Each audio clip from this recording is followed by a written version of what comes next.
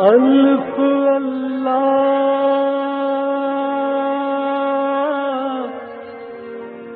چمبے دی بوٹی میرے من وچ مرشد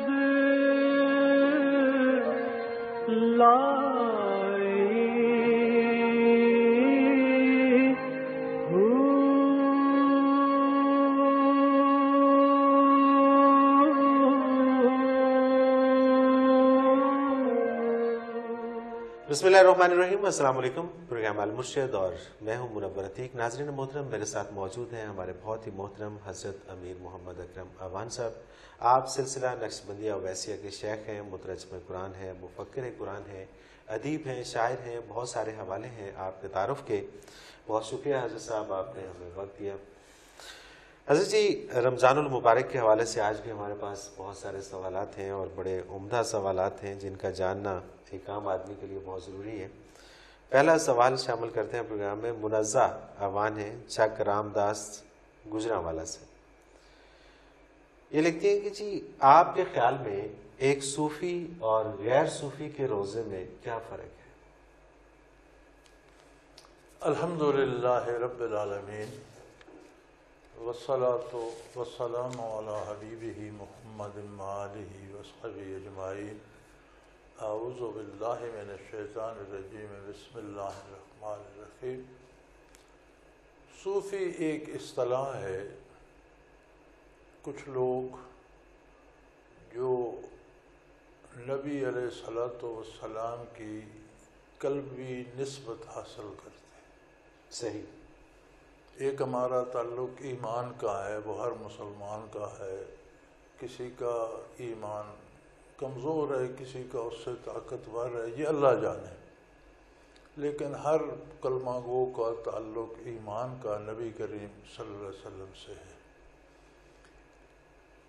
ایک اور نعمت اللہ نے وجود عالی میں رکھی ہے صلی اللہ علیہ وسلم کہ آپ کو سے جو بھی ملا وہ صحابی ہو گیا ایمان کی نظر سے. سبحان اللہ. بے شک.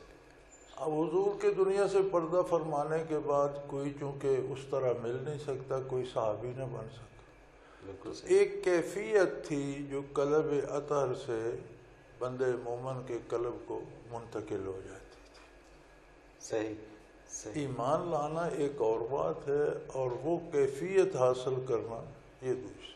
سبحان اللہ. وہ کیفیت صحابہ سے تابعین، تبع تابعین، پھر تبع تابعین کے بعد اہل اللہ نے زندگیاں وقف کی، محنتیں کی، مجاہدہ کیا، ذکر اذکار کیے اور کوشش کی اس کیفیت کو پانے کی. وہ جتنی جس کو زیادہ ملتی گئی اس کے درجات بلند ہوتے گئے. اب صوفی ہر اس بندے کو جو حلیہ بنا کر بیٹھ جائے کہنا یہ زیادتی ہے. صحیح. بالکل صحیح. صوفی کی ایک بہت بڑی نشانی یہ ہوتی ہے کہ اس کی زندگی نارمل ہو جاتی ہے. اچھا. عام انسانی زندگی میں آ جاتا. اچھا.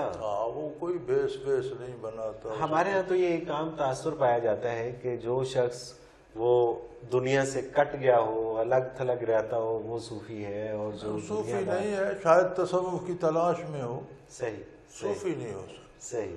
ایک اصول ہے، ایک محاورہ ہے فارسی کا، جوں بمنزل می رسن اسوار پیادہ می شون. یعنی جب آپ منزل پر پہنچ جاتے ہیں جس سواری پر بھی گئے آپ سوار ہو کر وہاں نہیں بیٹھے رہتے، بے شک پیدل عام آدمیوں میں مل جاتے ہیں. سبحان اللہ. سبحان اللہ. صوفی بھی جب تصوف کو پا لیتا ہے تو نارمل آدمی بن جاتا ہے. سبحان اللہ. بلکہ دوسروں کی نسبت زیادہ نارمل ہوتا ہے. جو اس کی اپنی زندگی ہے، دہقان ہے تو الگ بات ہے، کاروباری ہے تو الگ بات ہے، کوئی افسر ہے، ملازم ہے، تو اپنے اس کے مطابق ہو جاتا ہے بظاہر. صحیح. بباطن اس کا تعلق کیفی ہو جاتا ہے نبی کریم صلی اللہ علیہ وسلم سے.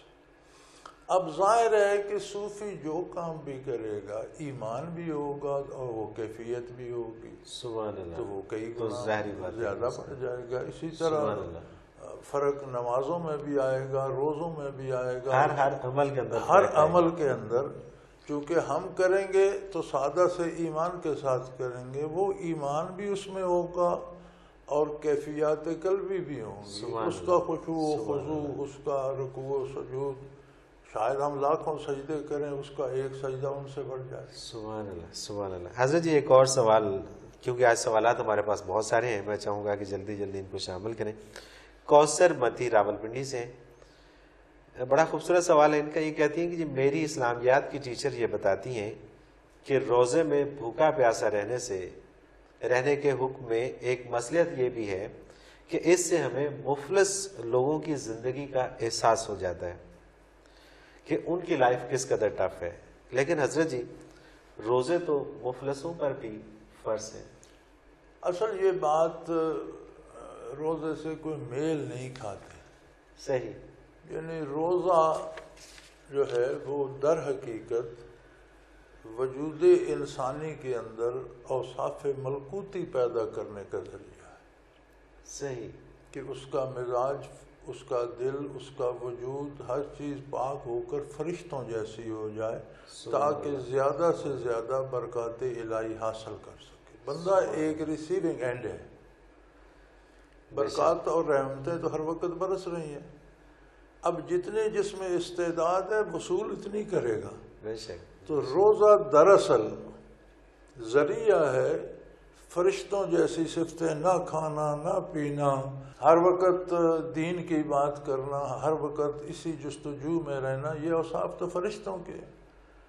تو بندے میں اللہ کریم نے پہلی امتوں پر روزے فرض فرمائے کہ بندہ دنیا میں لتھڑا جاتا ہے، ساری توجہ دنیا کی طرف مبذول ہو جاتی ہے، تو اسے کچھ دیر ادھر سے کٹ کر اس طرف کر کے اس کے بدن کو بھی پاک کیا جائے، اس کی روح کو بھی پاک کیا جائے، اس میں وصول کرنے کی استعداد بڑھ جائے، یہ اصل کام ہے۔ سبحان اللہ، سبحان اللہ۔ اب اس سے جو ضمنی فوائد حاصل ہوتے ہیں وہ ہوتے ہی ہیں، وہ کوئی ضرور ان کے ساتھ اسے منطبق کرنا تو اس کی عظمت کو گرانے والی بات ہے، صحت ٹھیک ہو جاتی ہے، اضافی فوائد ہیں۔ جیسے آپ نماز پڑھتے ہیں تو سارے بدن کی ایکسرسائز ہو جاتی ہے، لیکن ایکسرسائز کے لیے نماز پڑھنا تو نماز نہیں ہے، بلکہ یہ اس کا ایک اضافی فائدہ ہے، ایک اضافی فائدہ۔ صحیح۔ زرینہ خاتون لاہور سے یہ لکھتی ہیں جی نوافل، تلاوت قرآن پاک، تسبیحات، یہ سب عبادات ہیں، ان میں سے کون سی عبادت کا رمضان المبارک میں کثرت سے کون سی عبادت کرنی چاہیے؟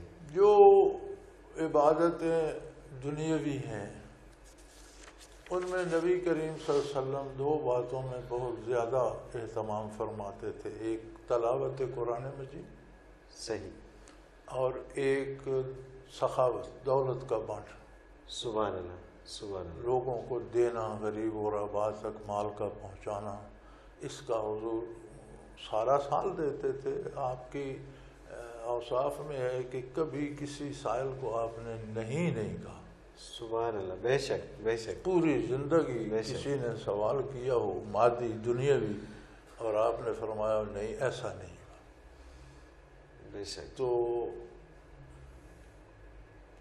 مولانا احمد رضا خان بریلوی کا ایک ہے مصرع کہ نہیں سنتا ہی نہیں مانگنے والا تیرا، بے شک، بے شک۔ تو آپ رمضان میں بالخصوص اس میں بہت زیادتی ہو جاتی تھی کہ غریبوں تک رزق تقسیم کیا جائے، اور تلاوت قرآن کا زیادہ اہتمام فرماتے تھے، اور دین آپ کی پیروی کا نام ہے۔ بے شک، بے شک۔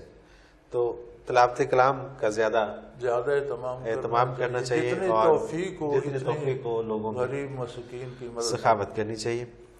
افتخار ملک راولپنڈی سے یہ لکھتے ہیں جی ہر عبادت کی ایک روح ہوتی ہے، یہ فرما دیجیے کہ روزے کی روح کیا ہے، اور یہ بھی کہ اس کی روح کو پانے کے لیے بہترین عمل کیا ہے؟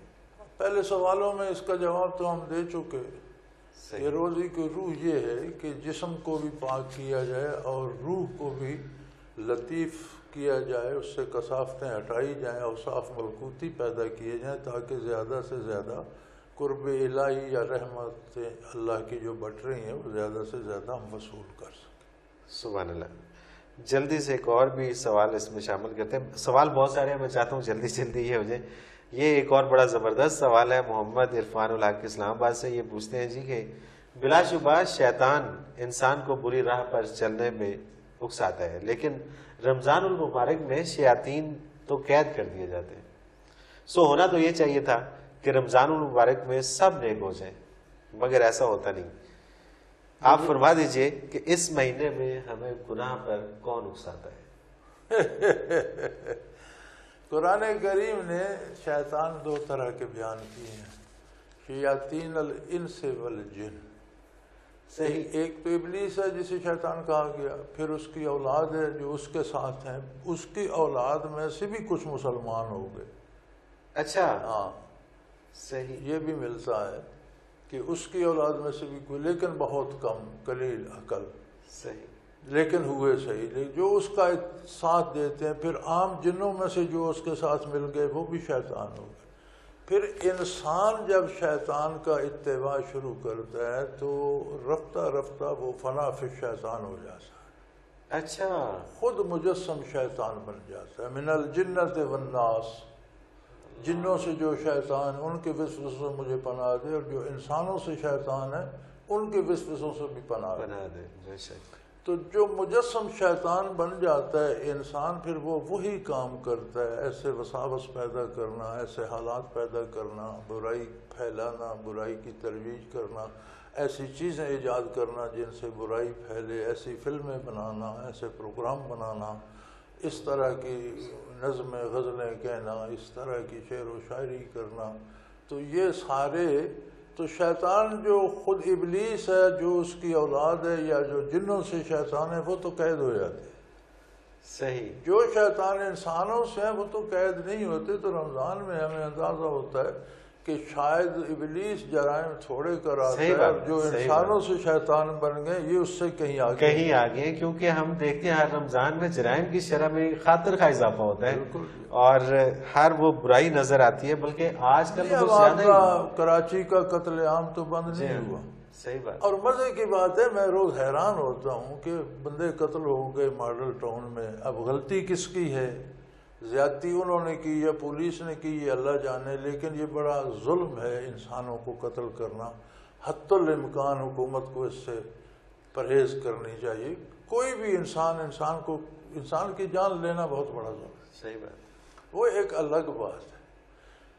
لیکن اب جو منسٹر اس زمانے میں تھے جب لال مسجد کا واقعہ ہوا، وہ بھی اس پہ افسوس کر رہے ہیں۔ جی ہاں، وہاں ہزاروں مار دیے، جی ہاں، اور اس پہ افسوس خود استعفے نہیں دیے، موجودہ حکومت سے استعفوں کا مطالبہ ہو رہا ہے۔ تو یہ ساری کیا ہے؟ ایک بات کو اچھالا جا رہا ہے، بڑھایا جا رہا ہے۔ روزانہ کراچی 8-10 کا جو ہے ریشو معمول ہے، اس کی کوئی بات ہی نہیں کہ وہ تو ایک روٹین ہوگی، اسے تو رہنا ہے۔ ایک جگہ 10-12 قتل ہو گئے وہ ظلم ہو گیا، جہاں روزانہ 10-12 قتل ہوتے ہیں وہ روٹین ہے، جی خیر ہے وہ ہونے دو۔ کیا یہ شیطانی معاشرہ ہے؟ صحیح بات ہے۔ اب ان کو کیوں اچھالا جا رہا ہے؟ اس سے بھی کوئی اپنی غرض مطلوب ہوگی، بے شک، بے شک، نیکی یا ان پر رحم کر کے کوئی نہیں اچھال رہا۔ ہر ایک کی اپنے مفادات ہیں، اور اس کے لیے اسے سیڑھی بنایا جائے۔ بالکل ایسے ہی ہے، بالکل ایسے ہی ہے۔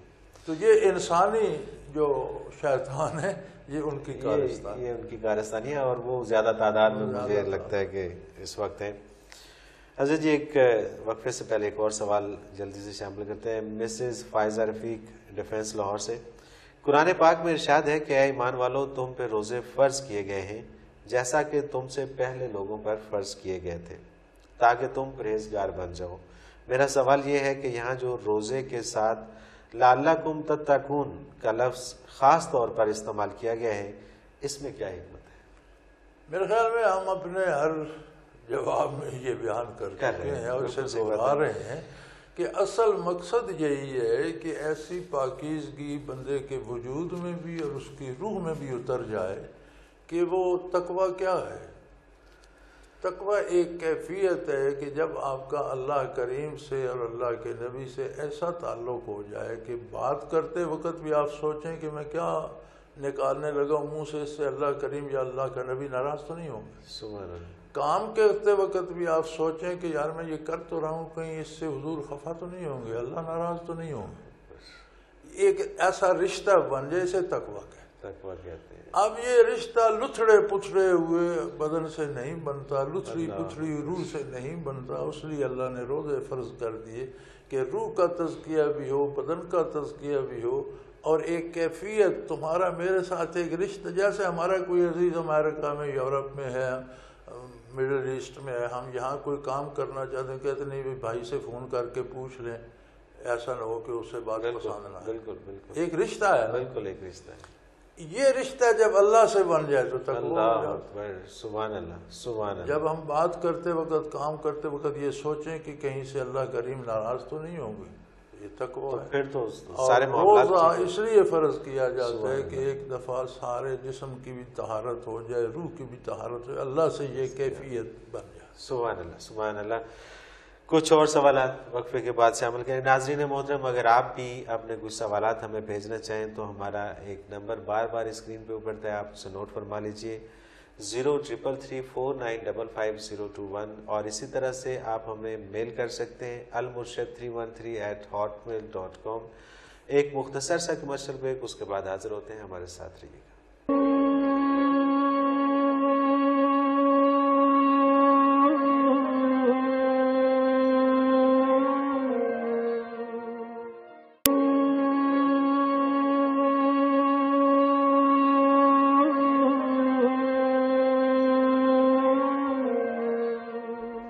پروگرام میں ایک بار پھر خوش آمدید ناظرین. آپ کے سوالات اور ہمارے ساتھ موجود ہیں ہمارے بہت ہی محترم حضرت امیر محمد اکرم اعوان صاحب.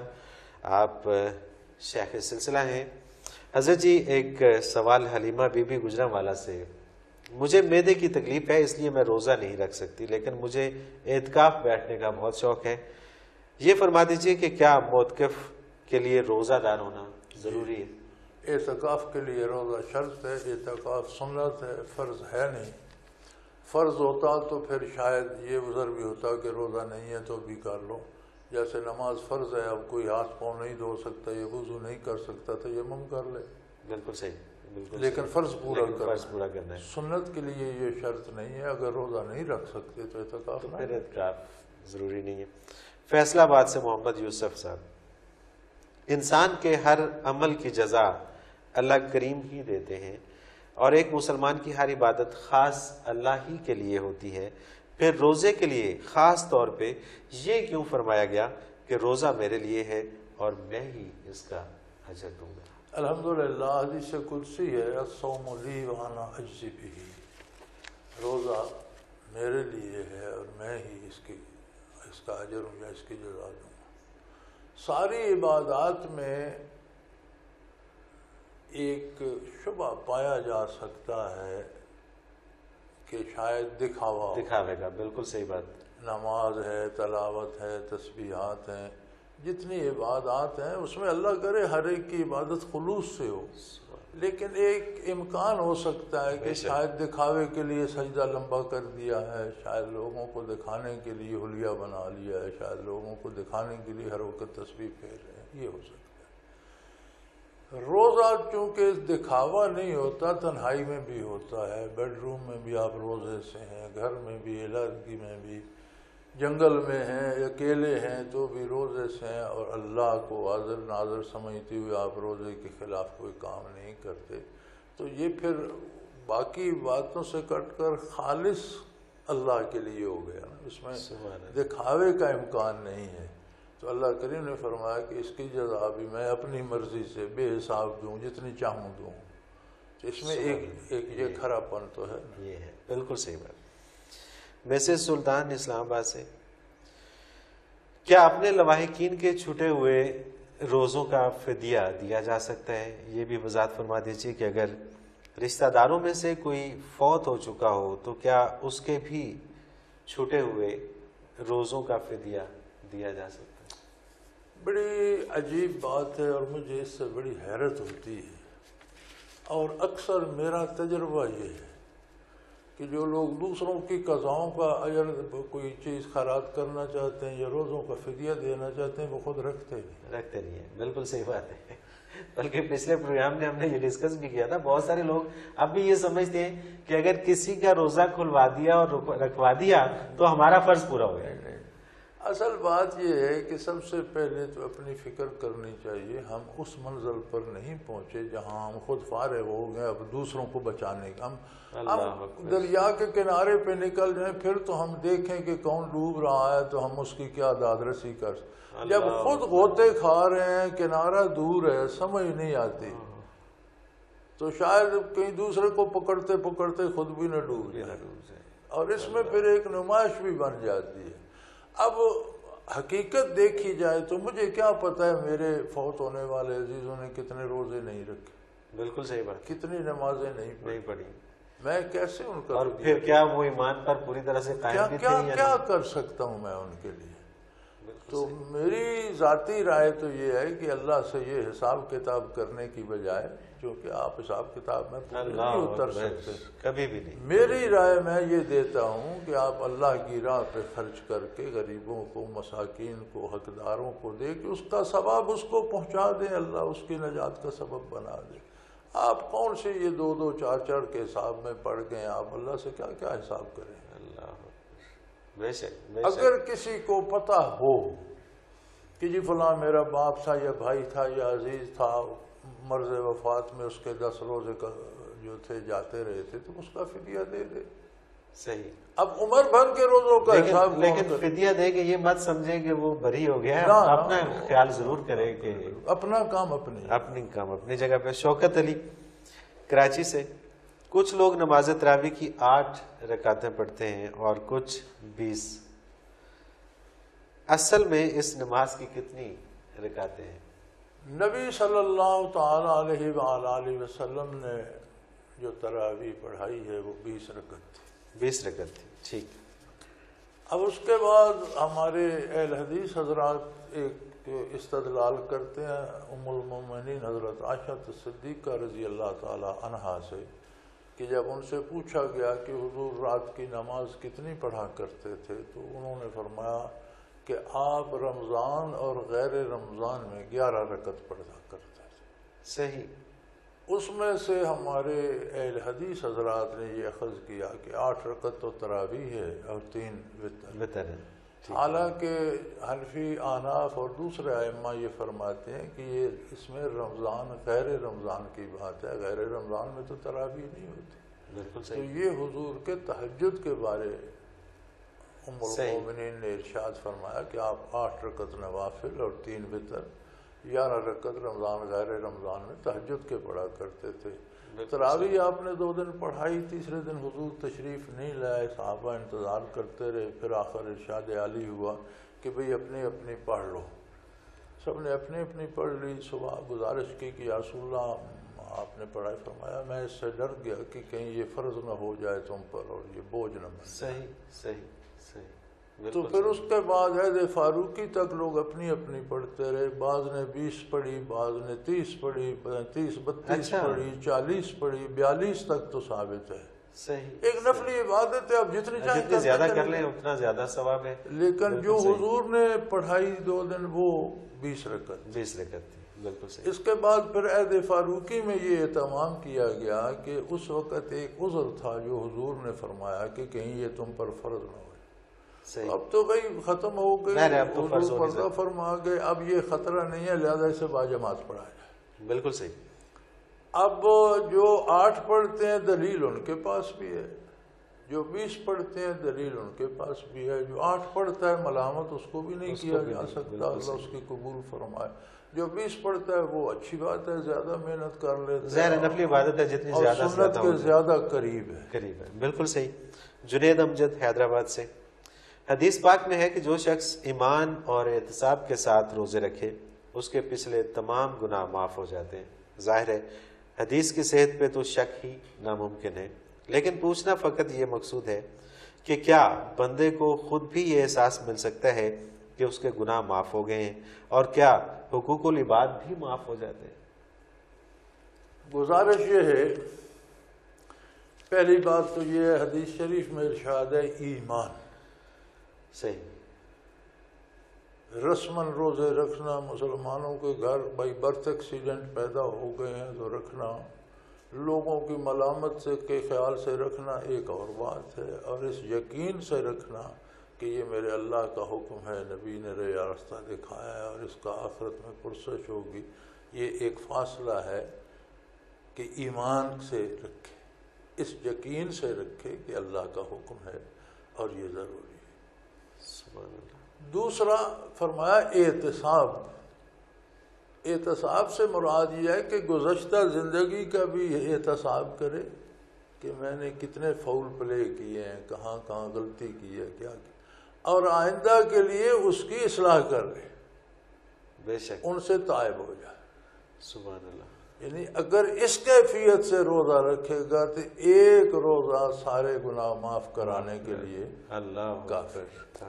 سبحان اللہ۔ اب رہی یہ بات کہ حقوق العباد معاف ہوں گے، تو بھئی دیکھو یہاں ایک امریکی نے 2 بندے قتل کر دیے آپ کے لاہور میں، تو وہ کھپ نہیں رہی مہینہ ڈیڑھ، پھر آخر ہماری کسی ایجنسی نے اس کے وارثوں کو 2 کروڑ روپیہ دیا، جی 20 کروڑ روپے دیے 20 کروڑ ریمنڈ ڈیوس کیس میں، انہوں نے معاف کر دیا۔ جی ہاں، حقوق العباد میں جن کے حق اس کے ذمہ ہوں جسے اللہ معاف کرنا چاہتا ہے، جب اللہ انعام کے دروازے کھول دے کہ بھئی اسے معاف کر دو تو یہ لے لو، سبحان اللہ، تو وہ معافی مل جاتی ہے۔ سبحان اللہ، تو وہ تو شوق سے کرے گا۔ اللہ اکبر، بے شک بے شک، جس طرح انہوں نے کہا کہ بندہ تو مر گیا، ہم 20 کروڑ کیوں جانے دیں؟ بے شک، صحیح بات ہے۔ حالانکہ بڑی ایجنسیوں نے بڑا کوشش کی تھی کہ یہ نہ تو ہو، وہ بھی کہیں گے کہ بھئی جو ہونا تھا وہ تو ہو گیا، تو اب یہ اب رحمتیں سمیٹیں، اللہ جسے معاف کرنا چاہے گا اس سے بندوں کے حقوق بخشوا لے گا۔ صحیح بات ہے۔ مجھے یاد ہے یہ سارا کیس میں نے خود اس کو کور کیا تھا، اور اس میں جو ان کے لواحقین تھے وہ پھر بھاگ گئے تھے اور پھر ایک جگہ وہ مل بھی گئے، تو انہوں نے کہا جی ہم نے لے لیا ہے، اس میں آپ کو کیا اعتراض ہے؟ تو اس میں بھی بڑی سیاست چمکی تھی اس کیس پہ بھی۔ محمد ریاض پنڈ دادن خان سے یہ لکھتے ہیں جی مجھے گھٹنوں کی تکلیف ہے جس کی وجہ سے میرے لیے زمین پر بیٹھنا ممکن نہیں، جبکہ میں اعتکاف بیٹھنا چاہتا ہوں۔ عرض یہ کرنا چاہتا ہوں کہ کیا موتقف کے لیے زمین پہ سونا لازم ہے؟ نہیں، یہ ضروری نہیں ہے، روزہ لازم ہے، چارپائی پہ سوئے، کرسی پہ بیٹھ کے نماز پڑھ لے، یہ کوئی پابندی نہیں، ضروری نہیں ہے۔ محمد نواز دبئی سے، آخری طاق راتوں میں 27ویں رات کو بہت فضیلت والی رات سمجھا جاتا ہے، کیا طاق راتوں میں 27ویں رات کو واقعی فضیلت حاصل ہے؟ کہیں سے ثابت نہیں ہے شرعی طور۔ ثابت نہیں ہے۔ نبی کریم صلی اللہ علیہ وسلم نے جو فرمایا ہے، آپ صلی اللہ علیہ وسلم نے ایک دفعہ پہلے 10 دن اعتکاف بیٹھے کہ شب قدر کو تلاش کیا جائے، صحیح، پھر دوسرا عشرہ پھر حضور اعتکاف بیٹھے کہ شب قدر تلاش کیجیے، تو دوسرے عشرے کے آخری دنوں میں حضور اکرم صلی اللہ علیہ وسلم نے فرمایا کہ مجھے خبر دی گئی ہے کہ شب قدر تو آخری عشرے میں ہے، صحیح، یہ بدری آوئی، تو پھر آخری عشرہ بھی حضور اعتکاف بیٹھے، یعنی پورا مہینہ آپ کا اعتکاف میں گزر گیا۔ صحیح، تو آپ نے فرمایا کہ شب قدر کو آخری عشرے کی طاق راتوں میں تلاش کرو، بالکل صحیح، 21، 23، 25، 27، 29 کوئی بھی ہو سکتی ہے، یہ متعین ہم لوگوں نے کر لی، ہمارے کو فنڈز جمع ہو جاتے ہیں، کچھ کھانے پینے کا اہتمام ہو جاتا ہے، کچھ شور شغب ہو جاتا ہے، صحیح صحیح، مطلب اس کے پیچھے بھی انسانی مفاد ہے، یہ ایک مفاد کا ایک معاملہ ہے شرعی طور پر۔ اور جو لوگ معتکف ہیں، یہ آج میں نے مسجد میں بھی آپ سے عرض کیا کہ ان کو تو خواہ مخواہ شب قدر مل ہی جاتی، اور جو لوگ باقاعدہ با جماعت نمازیں ادا کرتے ہیں اور روزہ رکھتے ہیں اور نیکی پر قائم رہتے ہیں، وہ بھی جو اشعاب پڑھ کے فجر پھر پڑھ لیتے ہیں تو انہیں بھی ساری رات شب زندہ دار شمار کیا جاتا ہے، وہ اس سے محروم نہیں رہتے۔ ایک غلط فہمی یہ ہے کہ شب قدر اس کو ملی جس کو کچھ عجائبات نظر آئے، یہ ضروری نہیں، صحیح، اس کی برکات ہر ایک کو مل سکتی ہے، اس کی برکات ہر ایک کو جو بھی اور ایک ایمان بات رکھتا ہے۔ اس میں اور بتا دوں کہ شب قدر ایک ہی رات میں سارے جہان پر نہیں ہوتی، صحیح، ہو سکتا ہے یہاں 21 کو، لاہور 23 کو، راولپنڈی 25 کو، اچھا، کراچی 29 کو ہو، صحیح، اسی طرح ساری زمین پہ رات نہیں ہوتی، ہمارے رات ہے آگے دن ہے، ہمارا دن نکلے گا آگے رات، وہاں اس وقت ہوگی ان کے اوقات صلاۃ کے مطابق، تو یہ متفرق جگہوں پر متفرق تاریخوں میں ہوتی ہے، اور میرا خیال ہے اسے ہر طاق رات میں پا لینا چاہیے۔ سبحان اللہ، سبحان اللہ۔ سلمہ بٹی گجرانوالہ سے بڑا اہم سوال ہے اور یہ آخری سوال اس میں شامل کرتے ہیں ہم۔ رمضان المبارک میں کوکنگ کرتے وقت ایک مسئلہ بہت پیش آتا ہے کہ پکائی گئی ڈش میں نمک مرچ کا تناسب کیسے دیکھا جائے، کیا بہت مجبوری کی صورت میں اسے چکھا جا سکتا ہے؟ مجبوری فقہا نے ایک لکھی ہے کہ جس کا میاں یا کھانے والے گھر والے بہت شدت کرتے ہوں، ناراض ہوتے ہوں، بات رنجش تک جاتی ہو، تو وہ اتنا سا انگلی پہ لگا کے زبان پہ لگا لے جو حلق میں نہ جائے۔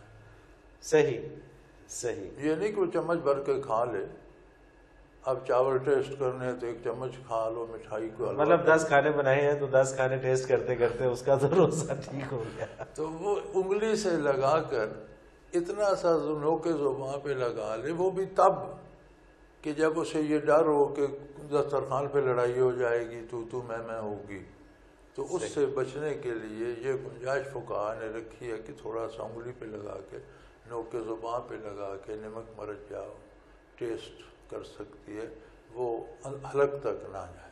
صحیح۔ حضرت صاحب بہت شکریہ، آپ نے ہمیں وقت دیا، ہمارے پروگرام کا وقت آپ نے اختتام کو پہنچا۔ آخر میں آپ کی اجازت سے آپ ہی کی کتاب سے، نقوش سے، اقتباس ہے روزے کا مفہوم، اور میں چاہتا ہوں کہ میں شیئر کر دوں اپنے تمام ناظرین سے۔ روزے کا اصل مفہوم حضرت صاحب فرماتے ہیں کہ یہ ہے کہ حضور حق نصیب ہو۔ روزے میں جب انسان اپنا ہی کمایا ہوا رزق حلال طلوع فجر سے غروب آفتاب تک نہیں کھا سکتا تو اسے یہ ادراک نصیب ہوتا ہے کہ یہ مال میرا نہیں ہے، اس کا ہے جس نے اسے استعمال کرنے سے روک دیا ہے، اور بندے کی تربیت ہو جاتی ہے کہ میرے پاس جو مال و دولت، علم و فن، کمال و خوبی اور جو حکومت و اقتدار ہے وہ میرے رب کا ہے، وہ وقتی طور پر یہ نعمتیں دے کر مجھے آزما رہا ہے۔ ناظرین محترم، اس کے ساتھ ہی منور عتیق کو اجازت دیجیے۔ اللہ حافظ۔